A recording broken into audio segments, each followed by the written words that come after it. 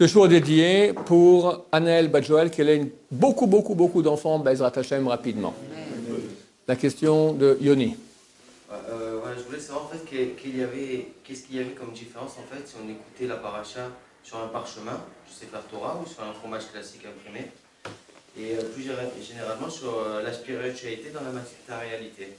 C'est-à-dire par exemple quand on fait un korban à Hachem, on dit qu'on donne un korban qui est de la chair, qui est une vache ou un bœuf, et on le rend saint comme ça. Je voulais savoir comment ça se passait. Alors, tu dis comme ça, tu dis comment se fait-il qu'on a des objets qui sont faits de matière, de chair, ou du parchemin, ou du papier imprimé, et comment fait-on pour qu'il y ait de la sainteté qui vienne dessus? Comment ça fait qu'il y a la sainteté Hachem qui vient? Sefer Torah, s'il tombe par terre, on doit jeûner 40 jours, d'accord? Un chumash, il ne faut pas jeûner, il faut l'embrasser, et si on lit la paracha dans un chumash, on n'est pas rendu quitte. Rendu que dans un Sefer Torah.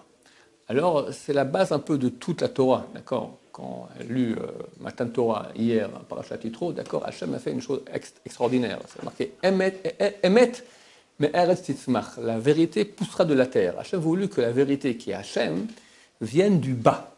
Ça veut dire que la sainteté vienne d'en bas. C'est facile pour Hachem d'avoir des myriades d'anges saints. Il veut dans le monde le plus noir, le plus obscur, que là-bas aussi la Torah vienne. Et pour permettre cela, qu'est-ce qu'il a fait? Il nous a permis de faire certains actes qui vont faire poser la sainteté de Dieu sur ces actes, sur ces objets. Tu as une vache, elle fait meu, et sauf votre espèce, aussi ses besoins, d'accord? Tu dis, Harez ou Ola, cette vache, elle devient un sacrifice holocauste pour Hachem, elle devient sainte, la vache sacrée hindoue, d'accord? En mieux, d'accord? Elle est sacrée, elle appartient à Hachem. La parole a un pouvoir extraordinaire. Sefer Torah, ou Tfilin, ou Mezouza, quand le sofer va écrire maintenant le nom de Dieu. S'il dit « j'écris le nom de Dieu au nom de sa sainteté », la Mezouza, le Tfilin sont cachers. Le Sefer Torah est cachère. Il n'a pas dit ça, ça vaut rien. Ça vaut rien. Mais il a écrit le nom de Dieu. Il doit dire « j'écris pour la sainteté du nom de Dieu ». À ce moment, il y a la sainteté qui vient. Et c'est ça un peu le miracle de toute la Torah, que Hachem nous a demandé de faire des actes qui sont dans la matière, et ces actes ont un impact spirituel. C'est pas normal. Je prends une petite boîte en cuir, je mets quelques mots dessus, tac, et je mets ici, tout ça, et quoi? Et tu as un impact dans l'infini. Havaya, Yud Kevav, que le mot de Dieu vient, se pose sur toi. Tu prends une Gemara, tu dis Amarabaye et Amarava. Rien, qu'est-ce que ça veut dire, quelques mots? C'est la plus grande mission de toute la Torah. C'est inimaginable. Tu ouvres la bouche, tu lis maintenant la Hamida. Hachem m'entend, c'est magique. Tu dis ces mots-là, ça a été institué par les prophètes. C'est une fusée interstellaire qui part, qui arrive jusqu'à Hachem. C'est pas normal. C'est ça le grand chidouche, la grande nouveauté qu'amène la Torah au don de la Torah au Mont Sinaï. Quand Hachem nous ordonne, fais ça, ça veut dire maintenant que je te donne maintenant une sanctification de la matière. Par ton acte, par ta parole, par ta pensée, tu vas rendre ce qui est matériel divin. C'est notre but. C'est ça, Am Israël, d'accord? Toute la raison d'être de Am Israël, c'est arriver à sanctifier la matière, ça veut dire y amener la présence divine.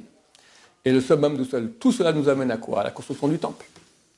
On arrive dans Mishpatim, la semaine prochaine, on va déjà lire, on sera dans le parachat déjà, le parachat Touma, vous le savez, de la construction du sanctuaire. Hachem voulait ce qu'il voulait. Il voulait que sa présence soit parmi nous. Et de là, elle rayonne dans le monde entier. Très bientôt, grâce à Hachem, grâce à vous, à votre tchouva, grâce aux internautes qui, Baruch Hachem, font tchouva l'un après l'autre, dans des batailles terribles, ça amène la sainteté la plus grande possible imaginable sur terre. Et bientôt, Hachem viendra, je ne dirais pas en chair, en os, parce qu'il a la chair niso, mais il viendra lui-même, Yud Kevav Kevet Hazena Enenu, et nos yeux verront le retour de la Shrina à Sion. Bimra V'yamenu. Amen. Amen. Et ça, c'est vraiment c'est ça le but, que Hachem soit parmi nous. Le Rabbeinu Hari écrit dans ses écrits. Je ne sais plus où j'ai vu ça. Pardon, parce que moi je ne dis pas Rabbeinu Hari, bon, Hachem, enfin, je ne suis pas au niveau, hélas. Je n'ai pas le temps en tout cas. On avait demandé à Rav Steinman. J'ai raconté une histoire que j'ai racontée déjà ici. À l'âge de, je crois qu'il avait 30 ans. Il était à la Yeshiva. À 2h du matin, en Suisse, à Montreux. 2h du matin, quelqu'un passe dans la rue, il voit c'est en pleine guerre, en pleine Seconde Guerre mondiale. Il voit la lumière allumée. Il dit, pourquoi c'est pour rien, allumé pour rien? Il rentre, il voit un jeune homme, 30 ans quand même, d'accord, en train d'étudier comme ça, à 2h du matin. Qu'est-ce que tu fais? C'est quoi ton but? Tu vas être rabbin maintenant, la Shoah, tout ça, tu es rabbin d'une communauté, t'es fou. Il dit, je veux être Merkava à la Shrina. Je veux être support pour la présence divine. Ok, c'est la réponse qu'il a donnée. Après, j'ai vu ce Rabbeinu Hari qui dit ça. Il y a plusieurs dans les commentateurs du pourquoi Dieu a créé le monde. Alors, il y a différentes raisons qui ont été données. Rabbeinu Hari, il dit, le but, c'est qu'on soit des supports de la Shrina.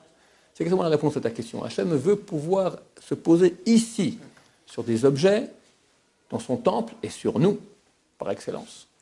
Baruch Adonai, Olam Amen V'Amen.